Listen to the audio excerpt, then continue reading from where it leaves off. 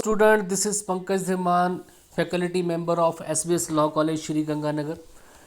Uh, we are studying tort here, law of tort. That is very important subject.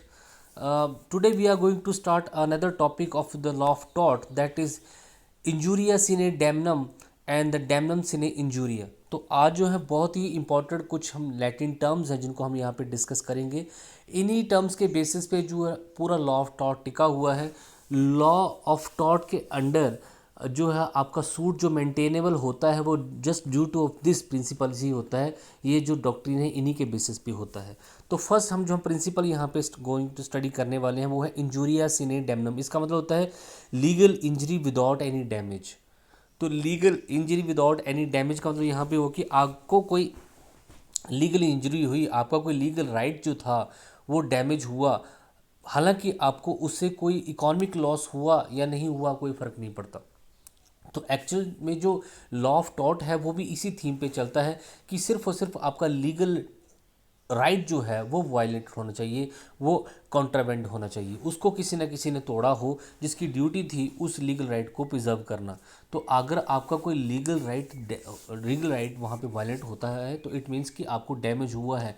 Damage जरूरी नहीं है कि in the form of money या in the form of monetary ही हुआ हो. Damage just is that कि आपको वहाँ की आपको लीगल इंजरी हुई है, आपका कोई लीगल राइट आपको नहीं मिला, वायलेट हुआ है, या फिर आपको वो लीगल राइट नहीं दिया गया है.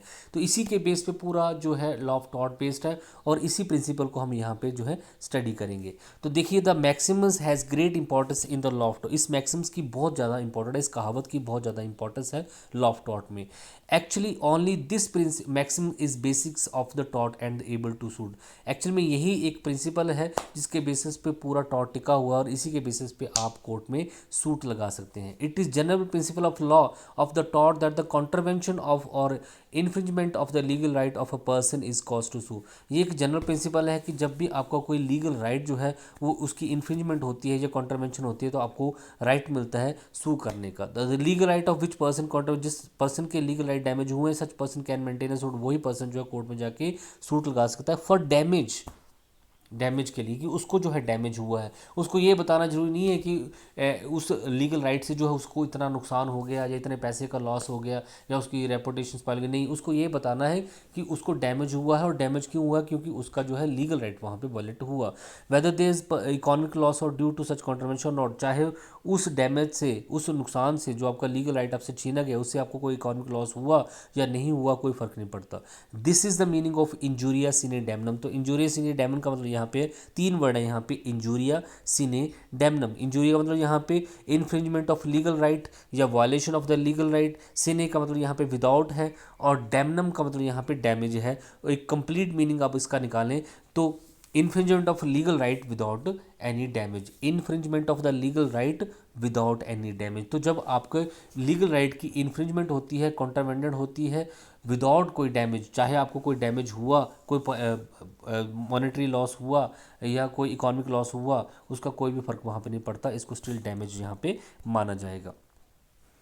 देखिए, दस the combined meaning of these three words is injuria sine damnum. The only necessity for it that the violation of the legal right of a person such damage is actionable even without any loss. तो आप court में अगर आपका legal right damage होता है, violation उसकी होती है, तो आप कोर्ट में जाके जो है उसको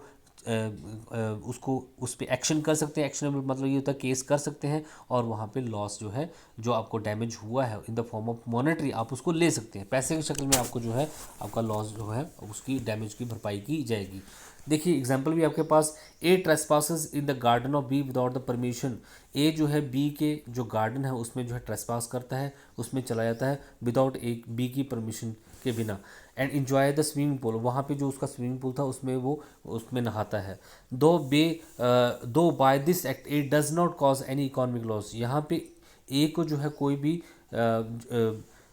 बी को कोई भी ए के उस एक्ट से बी को कोई भी लॉस वहाँ पे नहीं हुआ है. स्टिल बी जो है उसके अगेंस्ट कोर्ट में केस फाइल कर सकता है क्योंकि उसका जो लीगल राइट है कि वो अपनी प्रॉपर्टी में किसी को ना आने दे, क्योंकि उसका ये लीगल राइट डैमेज हुआ, चाहे उसको लॉस वहाँ पे कुछ भी नहीं हुआ, उसके नहाने से उसको कोई फर्क नहीं पड़ा, कोई इकोनॉमिक लॉस नहीं हुआ, फिर भी वो कोर्ट में जाके जो है उसके अगेंस्ट केस फाइल कर सकता, सूट फाइल कर सकता है और डैमेज जो है जो उसको डैमेज हुआ है उसका वो भरपाई कर सकता है.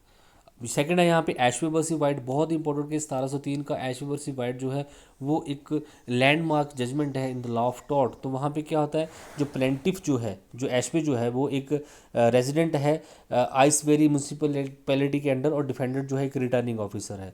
पार्लियामेंट्री इलेक्शन होते हैं 1701 के, तो प्लेंटिव जो है वो एलिजिबल है वोट डालने के लिए, डिफेंडेंट जो है उसको वोट डालने नहीं देता है।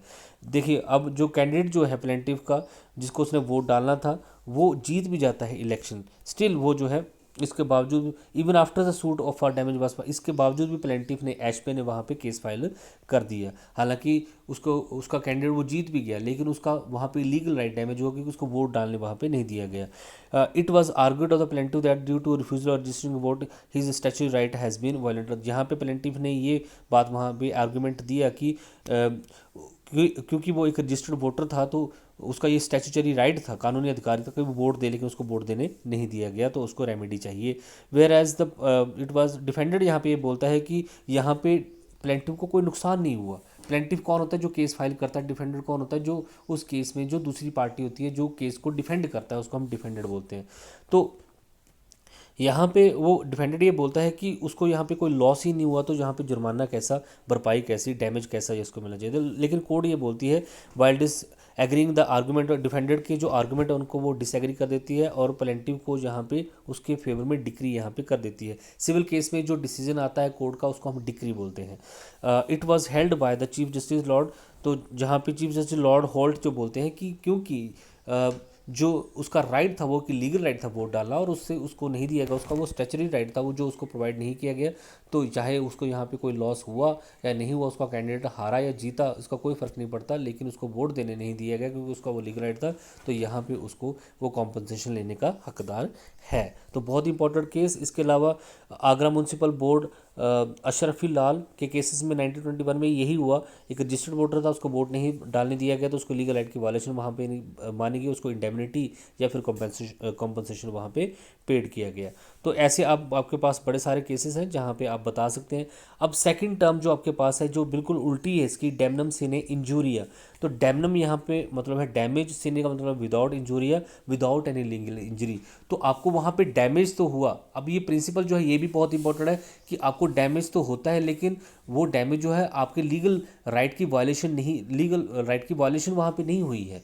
तो अगर आपको डैमेज होता है लेकिन लीगल राइट की वायलेशन आपकी नहीं हुई थी, तब आपको कॉम्पोजिशन लेने का राइट नहीं है, आप कोर्ट में जाके सूट मेंटेनेबल नहीं कर सकते हैं, आपके पास सू फाइल करने का राइट नहीं आता है। तो ये बिल्कुल उल्टा है।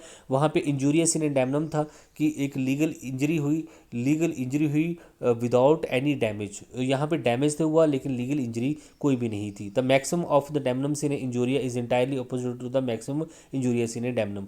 इन damnum sine injuria the damage without loss is not considerable actionable. तो इस डैमनम सिने इंजूरिया में जो डैमेज हुआ है वो एक्शनेबल नहीं होता है, इसके बेसिस पे आप कोर्ट में नहीं जा सकते हैं। The main reason of it that these case the legal right of person are not, क्योंकि मेन रीजन क्या है यहाँ पे, क्योंकि पर्सन का लीगल राइट डैमेज नहीं हुआ होता है, लीगल राइट की वायलेशन या कंट्रावेंडेड ऑफ लीगल राइट्स नहीं हुआ होता है। तो आपको चाहे डैमेज भी हो जाए, चाहे वो मॉनेटरी लॉस भी हो जाए, तब भी आप कोर्ट में सू जो है एक्शनेबल क्लेम जो है वहाँ पे नहीं कर सकते हैं। No one can file a suit damage under the law of tort unless the legal right. तो कोई भी पर्सन जो है लॉ ऑफ टॉर्ट के अंडर सू फाइल नहीं कर सकता है अगर उसको कोई भी लीगल इंजरी वहाँ पे नहीं हुई है, और ना ही उसको कोई डैमेज, लीगल इंजरी उसको नहीं हुई है लेकिन उसको डैमेज हुआ है, तब भी वो कोर्ट में मेंटेनेबल नहीं है। ये आगे पढ़ेंगे कैसे ये हो सकता है। देखिए आपके पास एग्जांपल है, A does the business of cloth in Johari Bazaar of Jaipur and his business is running good. A जो है जयपुर के जौहरी बाज़ार में एक कपड़े का व्यापार करता है, काम करता है। बी ने भी वहाँ पे कपड़े का व्यापार स्टार्ट कर दिया, and it result that the sale of the a shop decline. इसकी वजह से जो ए की जो सेल थी वो कम हो जाती है और उसको इकोनॉमिक लॉस जो है हो जाता है। अब ए जो है कोर्ट में केस फाइल करता है कि बी की दुकान खोलने की वजह जो मुझे यहाँ पे नुकसान जो है हो जाता है। कोर्ट यहाँ पे जजमेंट देती है कि नहीं, ए का भी लीगल राइट है कि वो वहाँ जौहरी बाज़ार में जो है क्लॉथ का बिजनेस स्टार्ट कर सकता है, और बी का भी ये राइट है कि वो कोई भी जो है कपड़े का बिजनेस वहाँ पे स्टार्ट कर देता है। तो उसके कपड़े के बिजनेस स्टार्ट करने से अगर किसी को लॉस हो जाता है तो वो लीगल डैमेज नहीं माना जाएगा। इट मीन्स कि यहाँ पे उसका कोई भी लीगल राइट डैमेज नहीं हुआ है। उसका अगर लीगल राइट डैमेज होता, क्योंकि यहाँ पे वो वो जो कपड़े की दुकान जो खोल रहा है तो दूसरे पर्सन को भी कपड़े की दुकान खोलने का उतना ही राइट है। तो किसी का लीगल राइट जहाँ पे डैमेज नहीं हो रहा है तो इस कंडीशन में अगर वहाँ पे उसको मॉनेटरी लॉस हो भी जाता है तो ये कोर्ट में सूटेबल नहीं है, मेंटेनेबल नहीं है। अब सेकंड यहाँ पे if the person is cause economic loss but his legal rights are not violate, अगर किसी पर्सन को इकोनॉमिक लॉस होता भी है लेकिन उसका कोई लीगल राइट वायलेट नहीं होता है तो ये सूट जो है डैमेज का फाइल नहीं किया जा सकता है। देखिए आगे आपके पास बहुत इंपॉर्टेंट केस है ग्लूसॉस्टर जर्मन ग्रामर स्कूल, यह 1410 का केस है। देखिए कितना पुराना केस है। इसमें भी applicant was running his school at a place, यहाँ पे एप्लीकेंट जो प्लेंटिव है वो एक स्कूल चलाता है, द डिफेंडेंट ने भी वहाँ पे एक स्कूल स्टार्ट कर दिया, और बड़े सारे स्टूडेंट जो थे एप्लीकेंट स्कूल के उन्होंने डिफेंडेंट के स्कूल में एडमिशन ले लिया। अब यहाँ पे प्लेंटिव जो एप्लीकेंट है, एप्लीकेंट जिसने केस फाइल किया, जिसने एप्लीकेशन कोर्ट में लगाई है, प्लेंटिव जो है जो प्लेंटिव को क्योंकि अपने स्टूडेंट को मेंटेन करने के लिए, क्योंकि सारे स्टूडेंट जो थे वो जो है डिफेंडेंट के स्कूल में चले गए, तो यहाँ पे प्लेंटिव ने फीस कम कर दी जिसकी वजह से उसको बहुत ज़्यादा इकोनॉमिक लॉस हुआ। ये अपेलेंट फिर कोर्ट में केस फाइल करता है। कोर्ट यहाँ पे ये बोलती है कि सेम वही बात यहाँ पे होती है कि defended also has a right to open a school, तो डिफेंडेड को भी उतना ही राइट है स्कूल ओपन करने का जितना कि प्लेंटिव को है। तो यहाँ पे कोई लीगल राइट जो है वो वायलेट नहीं हुआ है, तो जो उसके नुकसान की भरपाई है वो कोर्ट जो है नहीं कर सकती है। ये कोर्ट केस जो है लॉ ऑफ टॉर्ट के अंडर जो है मेंटेनेबल नहीं है, सूटेबल नहीं है। इसके अलावा उषा बहन वर्सेस भाग्य लक्ष्मी चित्रा मंदिर का केस है, बहुत ही फेमस केस है जहाँ पे जय संतोषी माँ एक फिल्म बनी थी, भाग्य लक्ष्मी चित्रा मंदिर जो है इन्होंने ये फिल्म बनाई थी। इस केस में क्या बताया हुआ कि ये लक्ष्मी जो गॉडेस है हमारी लक्ष्मी सरस्वती पार्वती जो जीलिस्ट टू ईच अदर हैं, और यहाँ पे उषा बहन जी ये बोलती हैं कि इनकी इस चीज़ को दिखाने से जो है हमारी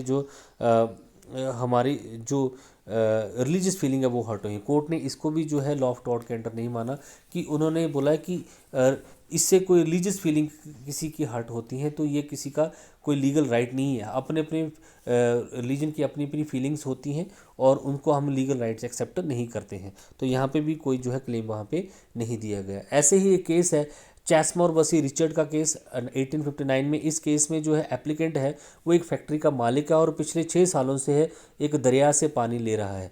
डिफेंडेंट क्या करता है, एक डग वहाँ पे एक डीप बहुत ही गहरा कुआं खो देता है जिसकी वजह से वो सारा पानी वहाँ पे चला जाता है और एप्लीकेंट को पानी अब नहीं मिलता है। तो एप्लीकेंट जो है वो जो है डिफेंडेंट के अगेंस्ट कोर्ट में जो है लॉ ऑफ टॉर्ट के अंडर कंपनसेशन के लिए केस फाइल करता है, लेकिन कोर्ट यही बोलती है कि उसको अपनी ज़मीन में कोई भी कुआं खोदने का राइट है, और अगर उससे जो है किसी को लॉस होता है तो उसकी भरपाई नहीं की सकती। तो अगर वो पानी किसी स्ट्रीम से ले रहा है तो उसको भी अपनी ज़मीन में जो है कोई कुआं खोदने का पूरा राइट है। अगर कोई नुकसान होता है तो ये लॉ ऑफ टॉर्ट के अंडर जो है मेंटेनेबल नहीं है। तो इस तरीके से आपने यहाँ पे बहुत ही इंपॉर्टेंट मैक्सिम्स पढ़ी, इंजूरिया सिने डैमनम और डैमनम सिने इंजूरिया, इन्हीं के बेसिस पे जो पूरा लॉ ऑफ टॉर्ट टिका हुआ है। क्योंकि अगर आपको लीगल इंजरी होती है तभी जो है उसकी भरपाई जो है तभी आप केस में सू फाइल कर सकते हैं, केस लगा सकते हैं और कंपनसेशन ले सकते हैं। लेकिन अगर आपको लीगल इंजरी नहीं हुई है लेकिन आपको स्टिल डैमेज भी हुआ है तब भी आप जो है कोर्ट में जो है ये सूट जो है एक्शनेबल नहीं होगा, आप कोर्ट से कंपनसेशन नहीं ले सकते हैं। Thank you so